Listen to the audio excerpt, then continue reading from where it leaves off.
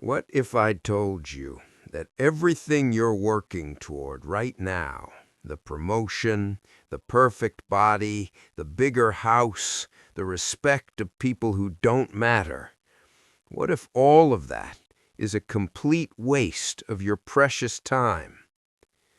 I'm 45 years old. I have stage 4 pancreatic cancer. The doctors gave me 6 months. That was 5 months ago. I have maybe 4 weeks left, probably less. And in the time I have remaining, I'm going to save you decades of mistakes, wasted time, and suffering that I can't get back. This isn't going to be some sad, inspirational, live each day like it's your last. This is me angry at myself for how I lived, desperate to make sure you don't do what I did. Because here's what nobody tells you. You don't get a warning. You don't get time to prepare. One day you're fine, and the next day a doctor is telling you that you're going to die, and everything you thought mattered suddenly doesn't matter at all. I was a corporate lawyer, made partner at 38, 6-figure salary, corner office. I worked 70-hour weeks for 20 years, missed my daughter's school plays because I had depositions, missed anniversaries because I had trials. I told myself, just a few more years, just get to this level, then I'll slow down, then I'll have time for my family, then I'll finally take that vacation to Italy my wife keeps talking about. I never slowed down. I'm never going to Italy. My daughter is 16 now, and last week she told me she barely knows me. She said, "Dad, you were always there, but you were never really there." And she's right. I was physically present sometimes, but mentally I was always at work, always thinking about the next case, the next client, the next billable hour. You know what's funny? 2 weeks after my diagnosis, I got the email I'd been waiting for. They were making me senior partner, the thing I'd sacrificed 20 years for, the thing I told myself would make it all worth it. And when I read that email, I felt nothing. Actually, that's not true. I felt rage, pure rage, because I traded my life for a title that means absolutely nothing. Now, here's what I wish someone had told me when I was 25. Success is the worst possible goal. I know that sounds crazy, but achievement is a trap. You get the promotion, you feel good for 48 hours, then you need the next one. You make 6 figures, then you need 7. You get the corner office, then you need the bigger corner office. It never ends. The goalposts keep moving, and before you know it, you're 45 and dying, and you realize you spent your entire adult life chasing things that don't matter. I have a friend. Had a friend, Marcus. We went to law school together. He dropped out after 1 year, said he didn't want to spend his life in courtrooms. I thought he was an idiot. He became a high school teacher, made $50,000 a year. I made 3 times that. I felt so superior. Guess what Marcus did with his life? He coached basketball. He went to every single one of his kids' games. He took his wife on weekend trips. He volunteered at a soup kitchen every Sunday. He read books. He learned guitar at 40. He lived. I worked. Last month, Marcus came to visit me in the hospital, and I looked at him, and I realized he's the successful one, not me, because he actually lived his life, and I just worked. I accumulated. I achieved. But I didn't live. Here's the second thing I wish I'd known. The perfect time is never coming. Never. I told myself I'd travel when I retired. I told myself I'd learn to play piano someday. I told myself I'd spend more time with my wife after this trial, or after I make partner, or after we buy the house. Every single one of those afters was a lie. My wife, Sarah, she's 43. We've been married 18 years. And last week, she was sitting next to my hospital bed, and she said, "Remember when we talked about going to Paris for our 10-year anniversary?" I didn't remember. She said, "You said we'd go when work slowed down." I never went. Work never slowed down. And now I'm never going to walk the streets of Paris with my wife. I'm never going to see the Eiffel Tower. I'm never going to sit at a cafe with her and just be present with her. You know what haunts me?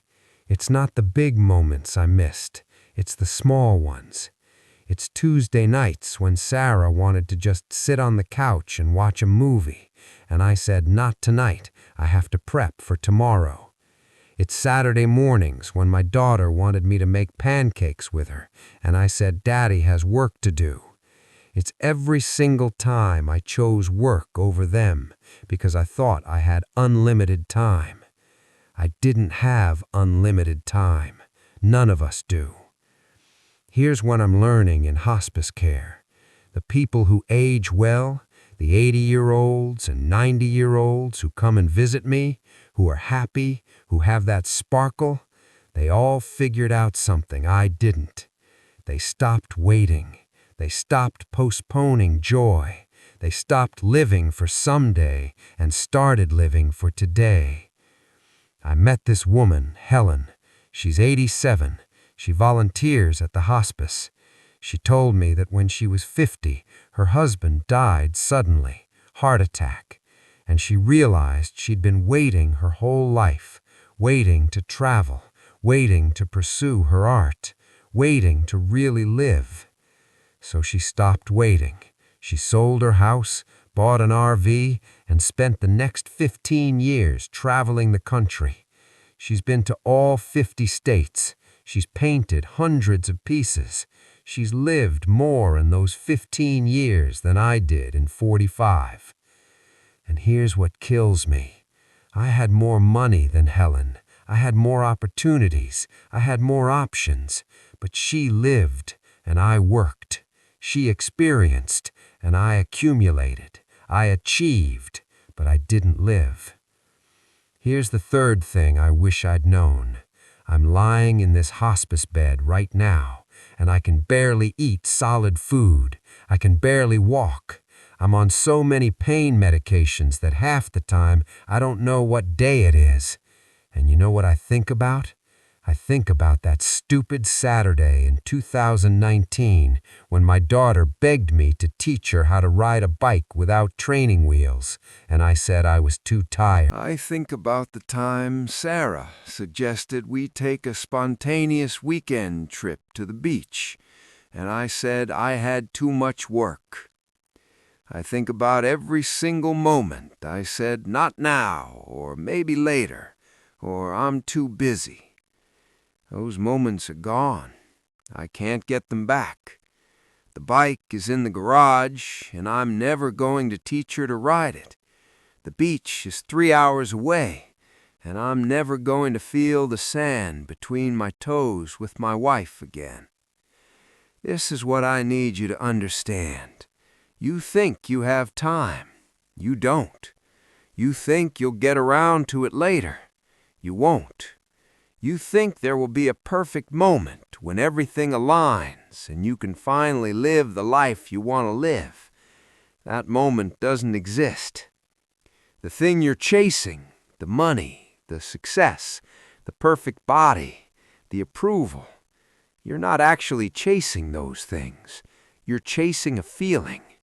You think money will make you feel secure. You think success will make you feel worthy. You think approval will make you feel loved. But here's what nobody tells you. You can give yourself those feelings right now, right this second. I spent 20 years trying to feel worthy through my career, trying to prove I was good enough by making partner, by winning cases, by earning more. And in the end, none of it made me feel worthy. You know when I finally felt worthy? Last week, when my daughter held my hand and told me she loves me, not because of anything I achieved, just because I'm her dad. That's it. That's the feeling I was chasing for 20 years, and I could have had it any Tuesday night if I just put down my laptop and spent time with her. I have a bucket list that I'm never going to complete. Learn Italian, visit Japan, read the classics, start that novel I always talked about, hike the Appalachian Trail, learn to sail. None of it is happening. The list sits on my bedside table, and every time I look at it, it's a reminder of everything I postponed, everything I thought I'd have time for later. But here's what I want you to understand. The bucket list isn't the problem. The problem is the word someday. The problem is thinking you'll do it after you achieve this other thing first. The problem is not understanding that life is happening right now, and every day you postpone is a day you're never getting back. My daughter turns 17 in 2 weeks. I'm probably not going to be here for her birthday. I'm definitely not going to walk her down the aisle at her wedding. I'm not going to meet my grandchildren. All those moments I was working toward, retirement, grandkids, finally having time, they're not coming. They were never guaranteed. I just assumed they were. Last night, Sarah asked me, if you could go back and change one thing, what would it be? And I told her the truth. I wouldn't change one thing. I would change everything. I would work less. I would be present more. I would say no to clients and yes to my family. I would take the trips. I would learn the guitar. I would sit on the couch and watch stupid movies. I would make the pancakes. I would teach her to ride the bike. I would go to Paris. I would live. But I can't go back. The only thing I can do now is tell you, don't wait. Don't postpone. Don't sacrifice your life for things that don't matter. Because when you're lying in a hospital bed with a month left, you're not going to care about your job title. You're not going to care about your salary. You're not going to care about how much you weighed or what people thought of you.